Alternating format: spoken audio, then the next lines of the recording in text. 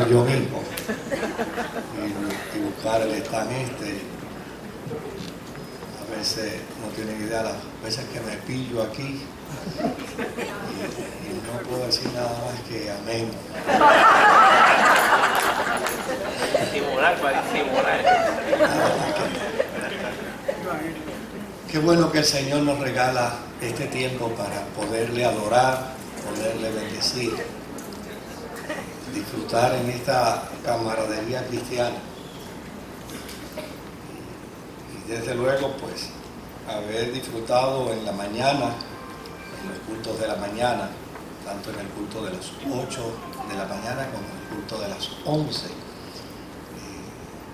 De hecho, en la mañana vimos 9 personas venir a los pies de Jesús, recibirle como Señor y como Salvador.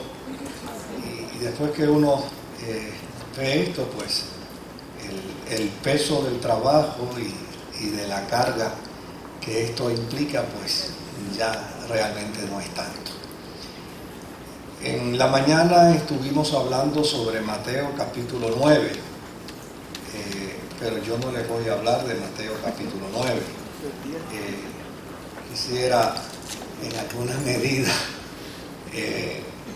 quisiera que veamos una expresión que aparece en la carta de Juan, que creo que nos va a ayudar a ponernos en el contexto bíblico, en el contexto teológico sobre la verdadera prosperidad.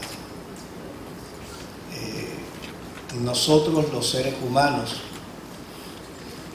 hemos sido arrastrados por la corriente social, la corriente económica que nos lleva a medir y a definir la prosperidad solo a base de dinero. De hecho, alguien se compra un carro carísimo y de inmediato la gente piensa que mucho ha prosperado, ¿verdad? Alguien entra a una nueva incursión de propiedad y la gente dice, wow, fulano está prosperando. En ocasiones alguien cambia su oficina o la redecora y automáticamente pensamos que está en prosperidad. Y desde luego hemos restringido la experiencia de la prosperidad solo a lo económico. Y lo que es más triste aún, no es que solo hemos restringido la prosperidad a lo económico, sino que también hemos querido que la Biblia avale ese concepto de la prosperidad económica que la sociedad patrocina, que el mundo patrocina. Hemos querido en gran medida que la Biblia también la avale y se han desarrollado doctrinas y teologías de prosperidad que han hecho sentir a muchos cristianos miserables. Miré qué dato le estoy diciendo. Hay muchos cristianos que se han sentido miserables porque no solo el discurso social de prosperidad está vinculado al dinero, sino que también el discurso de la iglesia se vincula también al dinero. Y desde luego se crea y se genera todo un ropaje a base del dinero donde se manipula la psiquis de la gente. Eres más espiritual mientras estás prosperado. Si te botaron del trabajo, algo malo andas con Dios. Si el carrito que tú tienes pues no es un carro caro, tú no estás en un nivel de espiritualidad alto. Si te enfermas y no te sanas, tú tienes un problema serio de fe. Y cuando uno viene a mirar, le viran a uno el evangelio al revés, ¿verdad? Hacen del evangelio bíblico otro evangelio. Y ya y sencillamente uno tiene que preguntarse si lo propio es permitir que esa corriente continúe, que a la larga hace mucho daño, pero mucho daño. No hay cosa que más daño haga a la vida de la iglesia que postular y sostener lo que no es bíblico. No hay cosa que haga más daño. Yo recuerdo hace muchos años atrás, aquí había una querida hermana y la encontré llorando por ahí en una esquinita y le pregunté, ¿verdad? Pues, y me habló de su sobrina y me dijo que su sobrina estaba en el hospital y que estaba en estado terminal con un cáncer que prácticamente había metastizado en todos sus órganos. Pero ese no era su dolor. Su dolor era que su sobrina estaba maldiciendo a Dios. Eso era lo que le dolía. Que estaba en una guerra con Dios, y esa es una niña que se crió en la iglesia. Esa es una niña que se crió en la fe. Esa es una niña que estuvo toda la vida en la iglesia. Bueno, vamos a averiguar, ¿y qué fue lo que pasó? Bueno, pues lo que pasó fue que ella tuvo su primera crisis de cáncer. El cáncer entró en remisión. Y desde luego cuando el cáncer entra en remisión, pues lo que eso quiere decir es que el cáncer no está avanzando, que simplemente se quedó ahí. Eso es lo que eso quiere decir. Y desde luego, pues en esa mentalidad de prosperidad le hicieron saber a ella que el Señor la había sanado y que ella estaba sana y que tenía que declararse sana. Bueno, pues ella hizo lo que le recomendaron. Pero un año después, el cáncer volvió de nuevo a surgir. Y cuando el cáncer surge, pues, ¿cuál es la primera pregunta que se va a hacer? ¿Dios no me sanó? ¿Cómo es esto? Ahora explíquenme en esto. Porque ustedes me dijeron que Dios me sanó, ustedes me dijeron que Dios me había quitado esto, ustedes me dijeron que el cáncer había sido sanado. Y claro, como ellos no tenían una explicación bíblica, mira lo que recurrieron. Le dijeron, mira, nosotros lo que entendemos es que sí, en definitiva el Señor te sanó, pero parece que tú has cometido un pecado grande. Y como resultado del pecado que tú has cometido, te volvió el cáncer. Y ella se sentó a evaluarse. Un ser humano inteligente se sentó a evaluarse. Y dentro de su evaluación dice, yo no he cometido ningún pecado de muerte. Yo no he hecho nada como para merecerme estar en esta situación. Así es que al final la iglesia quedó bien, pero a Dios lo estaban maldiciendo en el hospital. Estos conceptos de prosperidad, que muchas veces están enraizados en argumentación puramente secular. Yo le he seguido el rastro a estos fenómenos de prosperidad, y estos fenómenos de prosperidad aparecieron juntamente con los negocios piramidales. Sí. Interesante. Aparecieron simultáneamente uno y otro. Y desde luego la gran pregunta que uno tiene que hacerse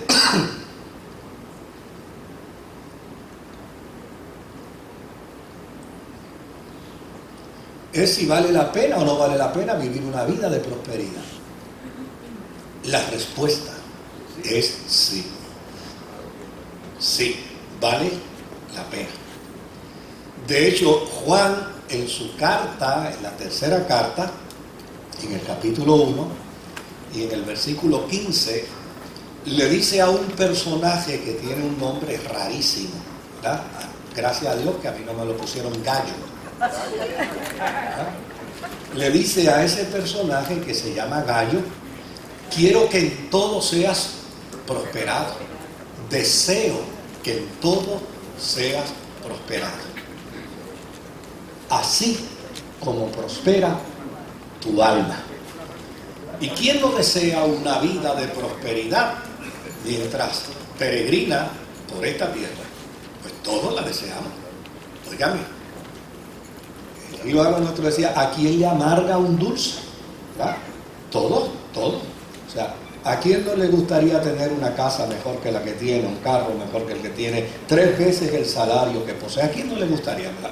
Con franqueza, o sea, a todos nos gustaría el sentido de la prosperidad. El gran problema es que todo lo que mencioné está dentro del marco de la economía humana. Y la economía humana no puede determinar la definición real y auténtica de la economía de Dios. La prosperidad en Dios no tiene absolutamente nada que ver necesariamente con dinero. Es un anhelo de todo ser humano. Y obviamente desear la prosperidad, pues es una experiencia maravillosa. Todos en alguna medida no solo la hemos deseado para nosotros, la hemos deseado para otros. De hecho, el buen sentido cristiano y el buen compañerismo cristiano se regocija como resultado de la prosperidad de los demás. Cuando un hermano me dice a mí que Dios lo bendijo y le dio una casa, yo me regocijo con esa buena noticia. El día pasado vino una hermana y me dijo: pastor, me compré un carrito y de paquete.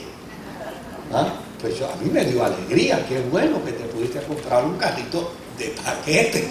Pues qué bueno, porque esa prosperidad o esa bendición de ella debe ser también la experiencia de mi alegría y de mi gozo. Pero esto necesitamos ponerlo dentro del contexto bíblico. Fíjese que en la Biblia hay distintos géneros. Y uno de los géneros que existe en la Biblia son las cartas. Usted sabe lo que es una novela, ¿verdad? Usted sabe lo que es un guión de película. Usted ve y dice: esto es un guión de una película. Usted mira un documento y dice: esto es una novela, ¿verdad? Inclusive puede, dentro de esa identificación del género, decir: esta es una novela de ciencia ficción, o es una novela de amor, o es una novela de intriga, etcétera, etcétera. ¿Por qué razón? Porque hay un género, hay una estructura dentro de ese documento que lo invita a usted a definirlo, a entenderlo, a comprender. Pues lo mismo nos pasa en la Biblia con las cartas. Usted identifica el género de la carta por una sencilla razón, porque usted lee en la introducción que se habla, hay un remitente, ¿verdad? Una persona que envía la carta y hay un destinatario que la recibe. Y en este caso, Juan es el que escribe la carta y el que recibe la carta es Gallo. Y obviamente dentro de la carta esto no es una promesa para todos. O sea, porque si yo le escribo una carta a mi abuela, digo, la puede leer mi tía. Pero lo que yo le digo a mi abuela, aunque mi tía lo lea, no es para ella. ¿Usted se da cuenta de eso? O eso es muy difícil de poderlo comprender.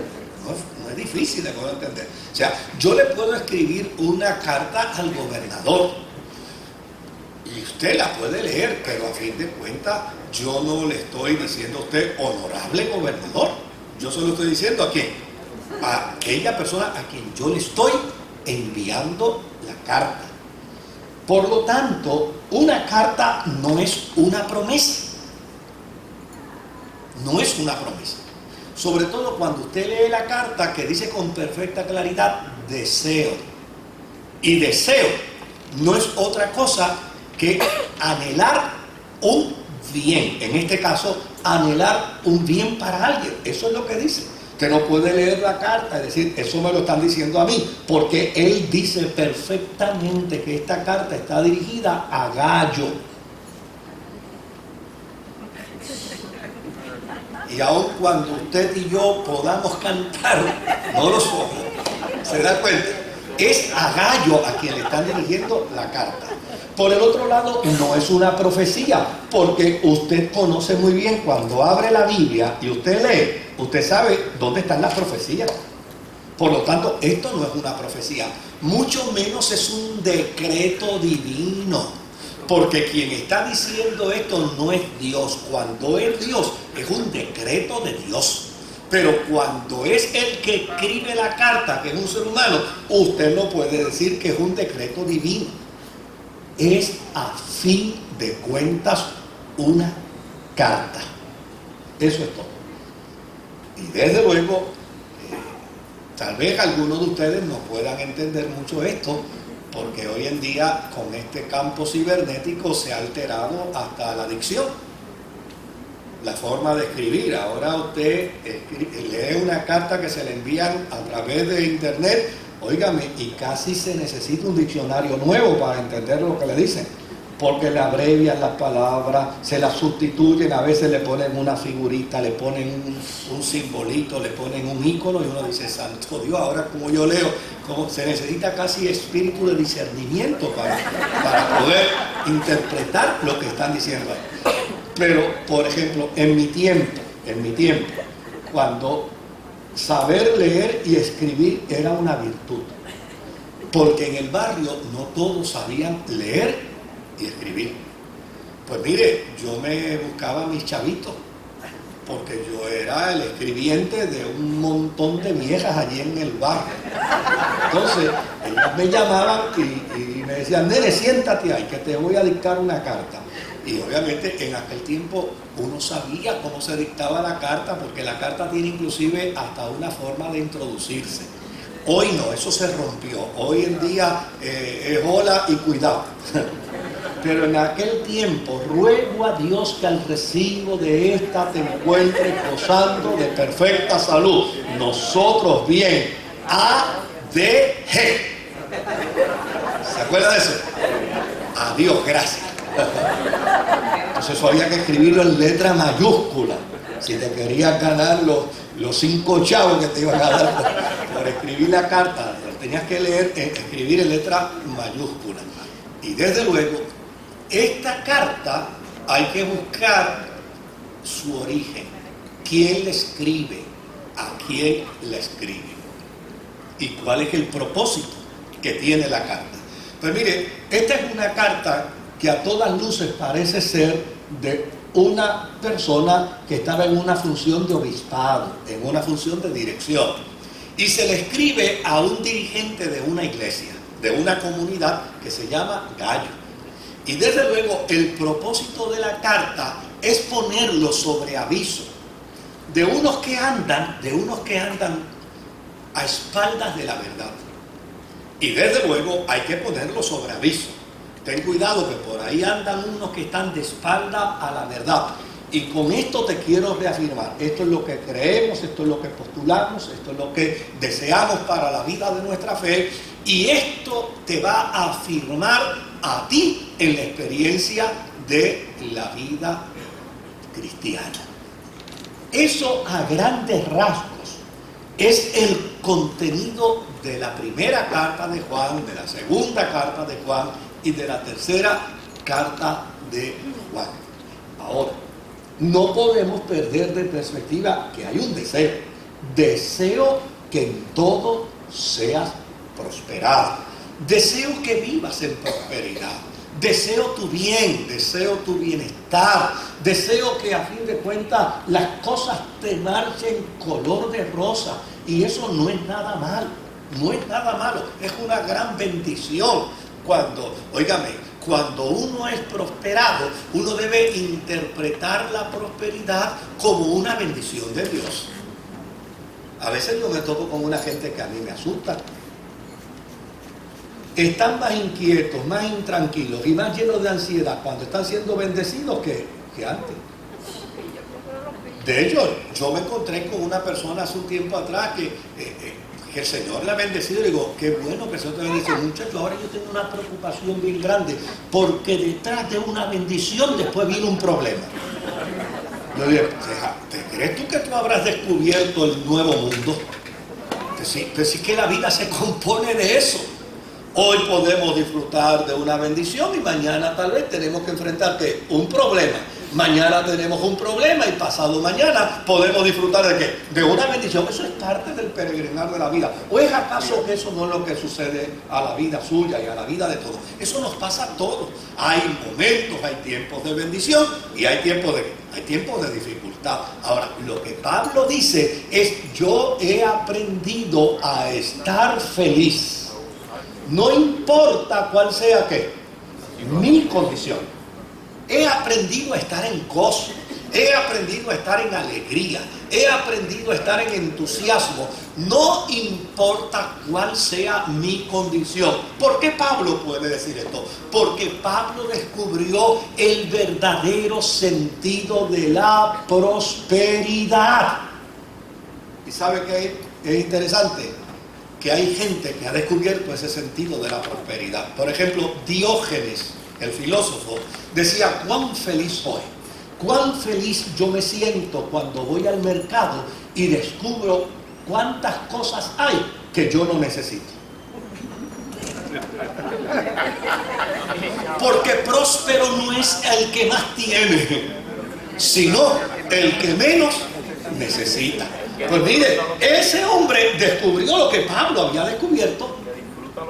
Descubrió que a fin de cuentas el sentido mundanal de la prosperidad es un aguijón a la vida, es una frustración a las emociones. Usted sabe cuánta gente vive frustrada, destruida y hecha a pedazos, simple y sencillamente porque ellos no han podido lograr el sentido de la prosperidad económica que el mundo ofrece, que el mundo plantea. Usted sabe cuánta gente vive en ruina emocional, pobrecitos que necesitan un medicamento para cada situación de vida, porque a fin de cuentas su agonía, su dolor, es que llana y sencillamente lo que ellos han entendido sobre prosperidad ya no es una realidad en ellos.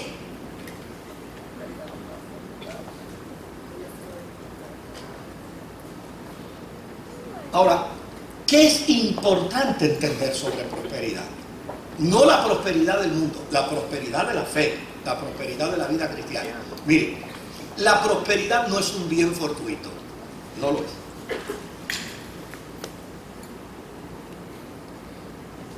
Se requiere de virtudes y se requiere de esfuerzo para hacerlo viable.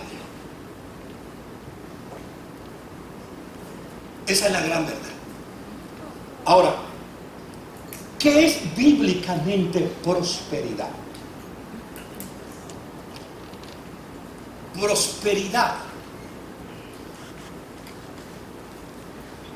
es el sentido pleno de confianza, de certeza, de seguridad, que estamos en las manos de un Dios bueno. ¿Quién vive en prosperidad? Vive en prosperidad aquel que puede descansar en el cuidado de un Dios bueno. Vive en prosperidad aquel que puede tener confianza, no en los elementos circunstanciales de la vida que van y vienen, sino puede tener confianza en la provisión de Dios. Usted no tiene idea, mire, obviamente hay cosas que han ido cambiando dentro de la vida de la iglesia y yo pues prefiero seguir creyendo lo que creo. Pero, por ejemplo, en el programa Respuesta cada rato sale la pregunta: ¿qué cree usted de la loto? ¿Qué cree usted del Pega 3? ¿Qué cree usted pues de todos esos juegos de azar que andan por ahí? ¿Y sabe cuál es mi respuesta? Simple y sencilla: yo creo en la provisión de Dios. Y como yo creo en la provisión de Dios, yo no dependo de los juegos. Yo creo en lo que la Escritura dice, así con plena sencillez, que Dios es el Dios que bendice a sus hijos, que provee a sus hijos. Y el salmista dice, joven fui, y qué bueno que dije el salmista, porque no soy yo el que lo digo, pero no me conviene. Él dice, joven fui y me he puesto viejo, y no he visto a un justo desamparado, ni su simiente que mendigue pan. O sea, el centro de la prosperidad no está en los bienes adquiridos. El centro de la prosperidad está en el gozo de la presencia de Dios en nuestra vida, no importando cuál sea nuestra circunstancia. Por lo tanto, cuando este señor que escribe esta carta a Gallo le dice, yo quiero que en todo seas prosperado. Óigame, no podemos evadir que probablemente también le está diciendo, me gustaría que tengas 4 pesetas más de las que tienes, me gustaría que tengas un poquito más de lo que posee, pero a fin de cuentas usted no puede descansar en eso. Porque fíjese lo que él está diciendo. Quiero que seas prosperado, así como prospera tu alma. Por lo tanto, la prosperidad requiere de un desarrollo, de un crecimiento espiritual. ¿En qué debemos ser prósperos? Debemos ser prósperos en la espiritualidad. La espiritualidad es caminar en dirección hacia la voluntad de Dios. Eso es espiritualidad. Espiritualidad no es quitarse ni ponerse. Espiritualidad es descubrir la voluntad de Dios y decir, el hacer la voluntad de Dios es lo que me conviene a mí. Esa es la voluntad de Dios. Por lo tanto, yo voy a caminar hacia allá. La espiritualidad es el centro de la verdadera felicidad y es la vía segura para cualquier proceso de prosperidad.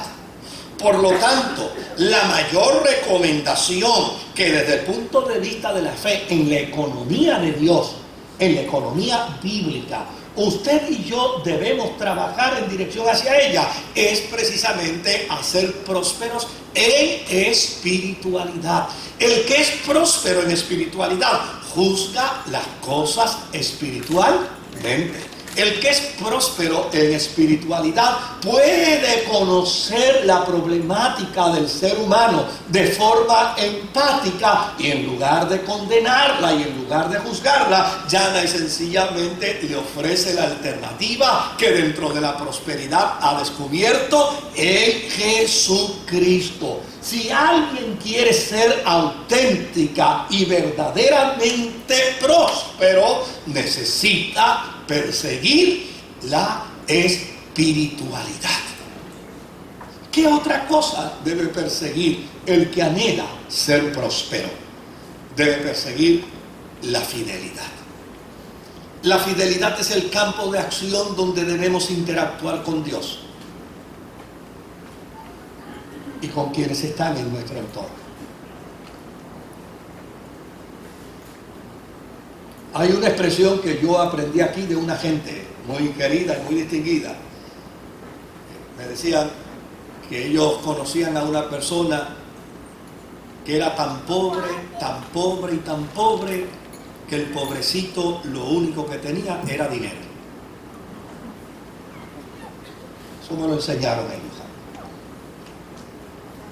Tan pobre y tan pobre que lo único que tiene es dinero.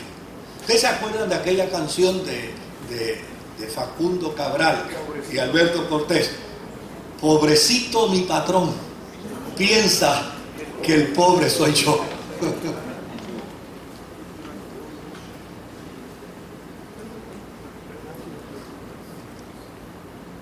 El sentido pleno de la prosperidad está en la verdad. La verdad es la senda de vida que Dios nos ha provisto en Jesucristo. para que todo lo que nosotros hagamos, sea de palabras o sea de hechos, lo hagamos para su gloria y para su honra. La prosperidad está vinculada al amor, es la evidencia misma de Dios en nuestra vida. El amor que ha sido derramado en nuestros corazones. La verdadera prosperidad está vinculada con la hospitalidad. Y la hospitalidad no es otra cosa que entender la presencia de Dios traducida en nosotros, para siempre estar dispuestos a servir al que necesita de nuestro servicio. La verdadera prosperidad está en el sentido pleno de la ayuda, del auxilio hacia los demás. Es la evidencia de nuestro egocentrismo crucificado. Cuando nos ubicamos como instrumentos de Dios para hacer viable el propósito de su amor y de su gracia a quienes lo necesitan. Observe bien. La prosperidad no es una promesa mágica para que la gente piense que el interés de Dios es hacernos económicamente ricos. A fin de cuentas, mire, yo llevo muchos años reflexionando sobre esto, porque obviamente me chocó una vez escuchando la conversación, eso como que me encendió una luz y decía, lo más importante en la vida es la salud, ¿verdad? De hecho, usted encuentra por ahí una consigna que dice amor, dinero y salud, como las virtudes cardinales del ser humano para ser feliz.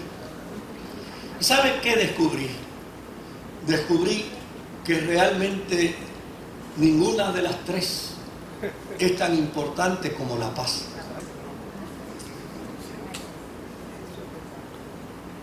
Mire, ¿de qué le vale a un ser humano poseer dinero y no tener paz?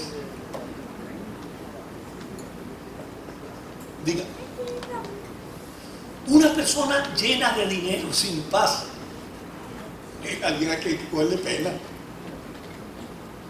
¿De qué le sirve al ser humano tener salud y no tener paz?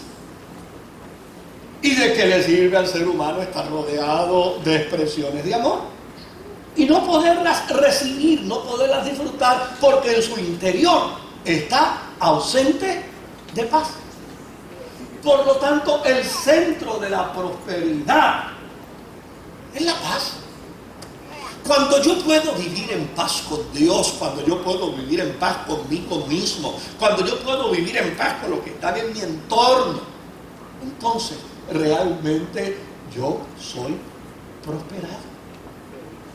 Esa expresión tiene un sentido profundo y desde luego es un anhelo muy legítimo. Deseo que en todo seas prosperado, pero la sociedad nos indujo a pensar que la única prosperidad importante es la del dinero, es la económica, y como resultado de ese pensamiento distorsionado, la gente vive en agonías, la gente vive en frustración, la gente vive en dolor por culpa de ese pensamiento distorsionado. Mire lo que acontece: están los puntos de droga, están los crímenes, están los asaltos, están las desgracias, están los dolores, están los sufrimientos, las cárceles que están llenas, el cementerio está lleno, los hogares están rotos y destruidos. ¿Sabía usted que en Puerto Rico se hizo un pequeño estudio de la gente que se había hecho millonaria a través del juego? ¿Y sabe qué descubrieron? Que todos ellos planteaban en el estudio que estaban dispuestos a cederlo todo con tal de volver de nuevo a la vida normal que antes tenía. Yo voy a camuflajear esto un poco, porque yo no quisiera que del dolor de alguien uno hacer una tesis. Pero mire la situación. Hubo una de las familias que fue entrevistada que, como resultado de esa aparente prosperidad económica, le secuestraron su hijo y se lo asesinaron. O sea, ¿quién quiere tener chavos así? ¿Quién quiere vivir en prosperidad de esa forma? Se da cuenta, la sociedad empuja. Y lo tremendo, lo terrible de esto es que los cristianos caigamos en esa trampa. Hay elementos de prosperidad más importantes que 4 pesetas. Busquemos la prosperidad de la paz, busquemos la prosperidad del gozo, busquemos la prosperidad de la bendición de Dios, del cuidado sempiterno del Eterno. Busquemos la prosperidad de su gracia, busquemos la prosperidad de su amor, busquemos la prosperidad de la presencia suya en nosotros. Óigame, no hay elemento que provoque más satisfacción a la vida de un ser humano que saber que Dios está con él. Esto me hace recordar una anécdota de un hombre ciego que allá en la ciudad de Nueva York se paraba en una esquina con un sombrerito pidiendo limosna, y alguien lo vio y cruzó para darle una limosna, pero como no sabía qué decirle, le dijo que tenga hoy un buen día. Y él le dijo: todos los días Dios me los da buenos. Todos los días Dios me los da buenos. Desarrollemos una prosperidad que esté encauzada en un estado anímico saludable, en un estado anímico optimista. Desarrollemos una prosperidad, como dice la Escritura, en todo lo justo, en todo lo amable, en todo lo noble, en todo lo que tiene virtud. En esto pensemos. Desarrollemos una prosperidad a tal punto que cancelemos todas las deudas del pasado. ¿No le encantaría eso? Pero ¿cuáles son las deudas? Mire, yo aunque quisiera, no puedo cancelar las deudas con el banco. Son deudas del pasado, esas no las puedo cancelar. Tengo que seguir. Ellas me acompañan a mí y yo las acompaño a ellas. No nos saludamos, no nos interesa, porque ella dice: cuando tú termines conmigo, yo termino contigo. Así que estamos ahí caminando. Pero hay deudas del pasado que yo debería saldar.